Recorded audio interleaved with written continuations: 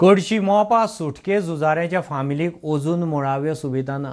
सुटके झुजारी शंकरगडाचो पूत उमेशाच्या फामिलीचो हुंवारा दर वर्सा गांवाकडेन संपर्क तुटता। थंयचो साखव पुराय उदका पोंदा वता। जाणटे आवयक वेळ प्रसंगाक दोतोरा कडेन व्हरतलो जाल्यार फायर ब्रिगेडीक उलो मारपाचो। आदी सुटकेक झुंजले, आतां जिणेक। खासा रिपोर्ट। गोय मुक्तीची साठी सरकार व्हड्या उमेदीन मनयता, मात गोय सुटके झुजाऱ्यांच्या फामिलीकडे सरकाराची आड नदर। मोपा हे नाव एअरपोर्टाक लागून देशभर फामाद जाले, मात त्याच गावातले एक फामिली घरा वचपाक सारखी वाट ना।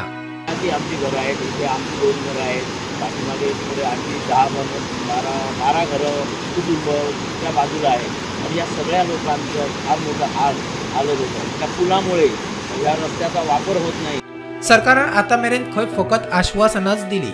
नदीला पाणी भरलं होतं, पलीकडे जाता येत नाही, त्यामुळे ती भरपूर आजारी पडली आणि जवळजवळ 3-4 महिने मला तिच्यासाठी घरातच राहावं लागलं। इथून जवळजवळ मडगाव 80 किलोमीटर दूर जाणं मला शक्य नव्हतं। घरातल्या जाणटेल्यांक दोतोराकडे व्हरतलो जाल्यार अजून उजो पालोवपी दळाच्या जवानांची मजत घेवची पडटा।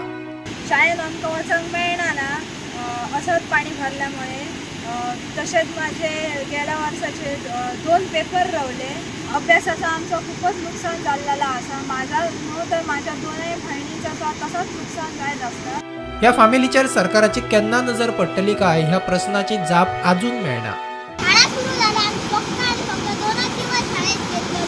प्रवीण आपलेकर भाई मी तांकां एकदा मेळ्ळें, तांकां बी सुद्दां सांगलां सर आमच्या ह्या पुलाची उंची वाडया म्हण। Bureau report prudent.